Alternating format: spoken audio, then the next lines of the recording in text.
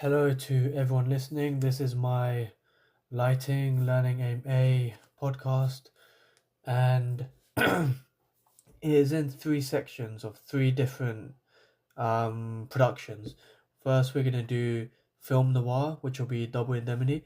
Then we'll do a music video, which is Grizzly Bears yet again. Then finally, we'll be doing a horror film, but a Nightmare on Elm Street, but not just like the modern, like the newer films. We're gonna go back to the 80s, 1984, Nightmare of Elm Street. We're gonna talk about the lighting features and aspects of each three, and it's gonna be specifically tailored for each three. So let's get into it. So the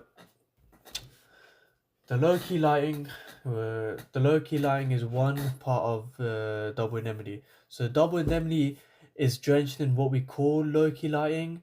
This technique uses hard light source to enhance shadows and creates dark contrasts.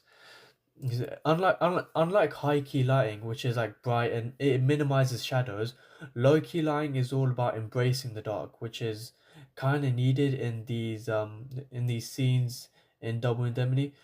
Majority of the film, actually. I'm being a bit stupid, but in this film, the cinematographer, his name is John. I forgot his last name. Really pushed the envelope. He played with light and shadow to give the movie that signature noir feel, and obviously it was common back when this film was made. Sometimes the scenes were so dark that you could literally barely see anything, but that was the point. It added mystery and tension. I don't want to say in a way because it was common at the time, but now if you look, people of today, when we look at it, we'll be like, yeah, it stands out, you know.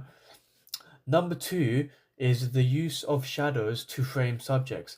In this production, shadows aren't just there for spookiness; they serve a purpose.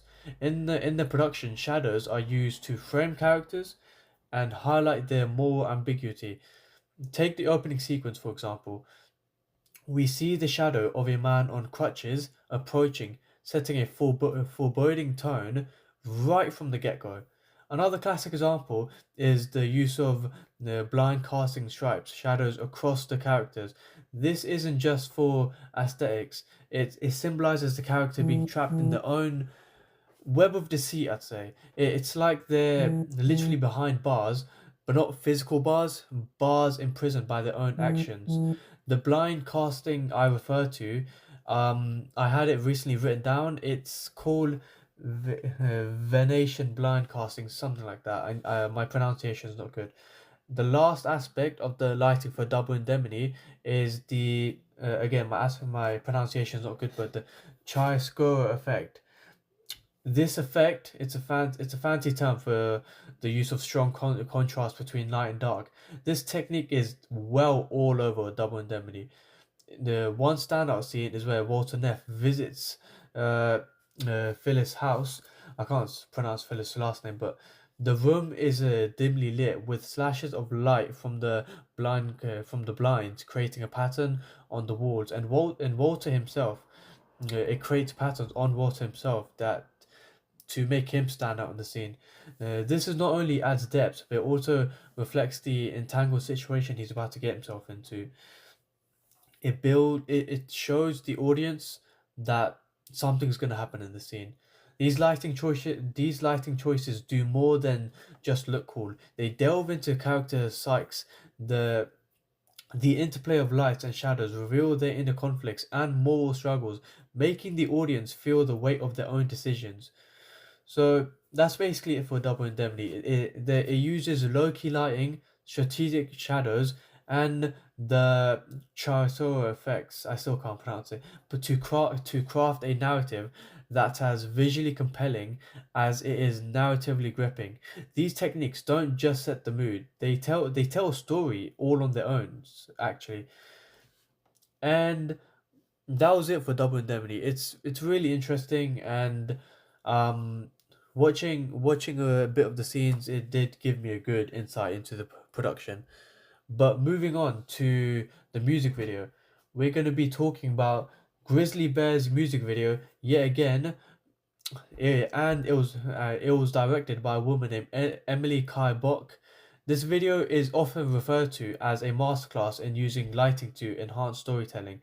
That's why it stood out in its time.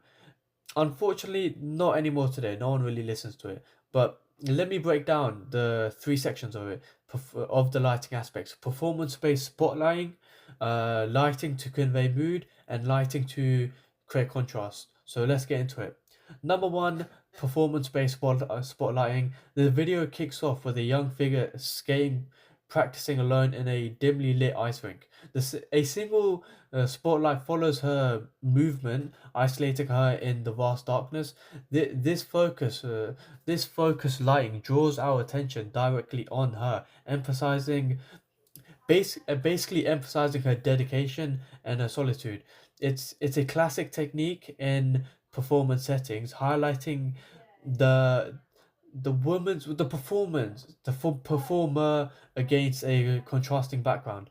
As the skater moves, the spotlight remains tight, creating an intimate atmosphere, I'd say.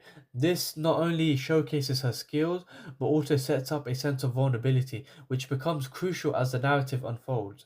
The use of spotlight here mirrors stage performances, where lighting is used to guide the audience focus, I'd say.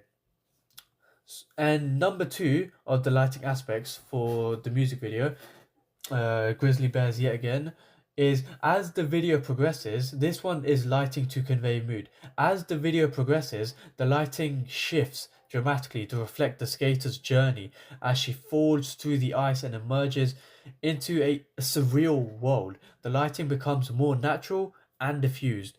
The harsh spotlight is replaced with, what's the word for it?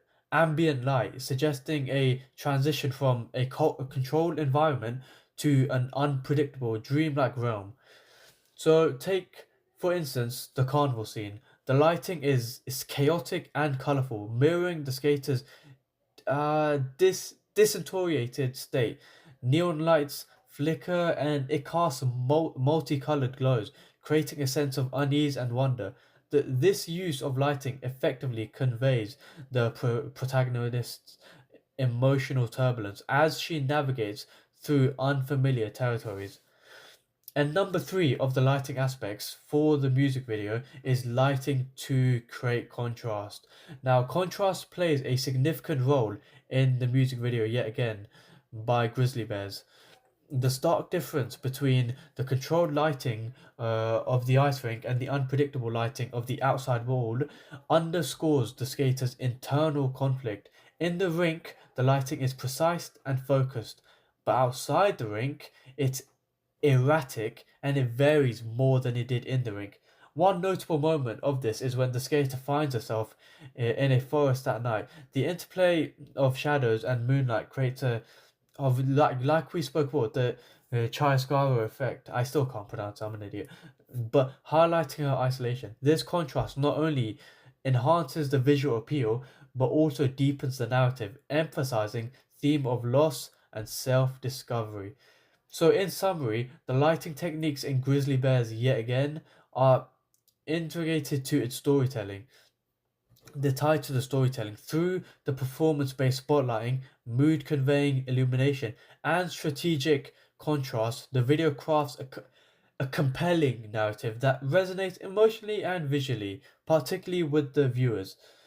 So moving on to the horror, Nightmare on Elm Street, but not just normal Nightmare on Elm Street, the 1984 Nightmare on Elm Street. So the three we're going to break down into, the three sections we're going to break down into is use of shadows, atmospheric effects, and obscuring of detail to provoke imagination. The 84 film was directed by Wes Craven, and the film is said to be a masterclass in using lighting to evoke fear and suspense. Not in my opinion, but everyone's entitled to their own opinion. So, like we said, number one, use of shadow, guys.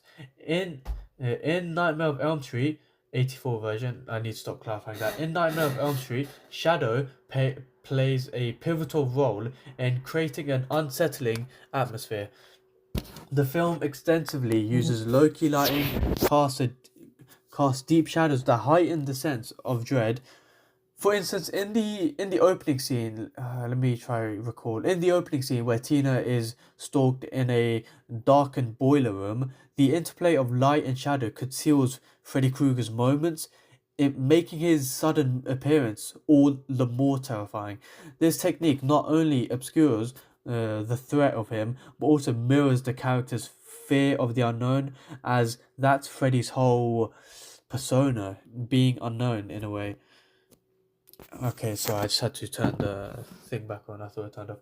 Now, number two, guys, is atmospheric effects.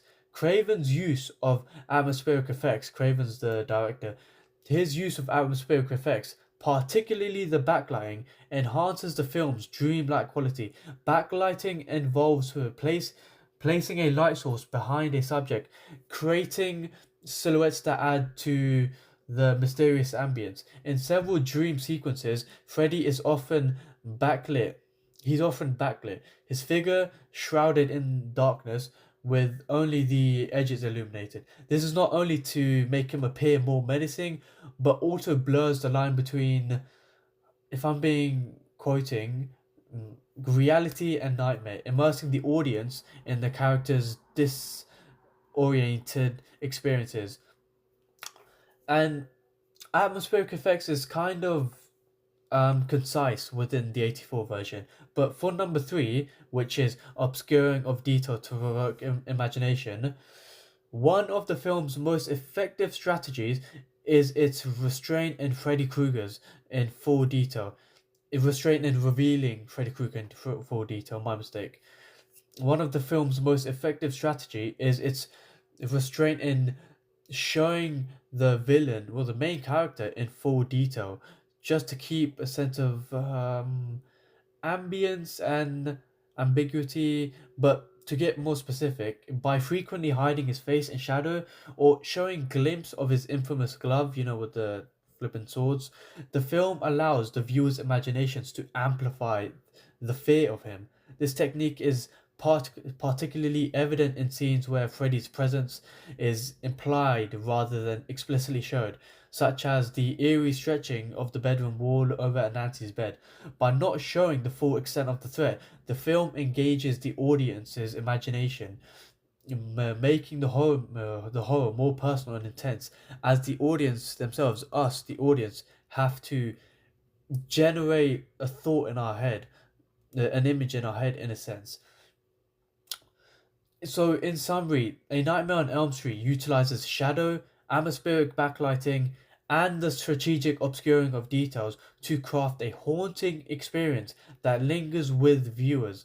These lighting techniques are not just for visual appeal, they are integrated to the storytelling, drawing audience deeper into the nightmare.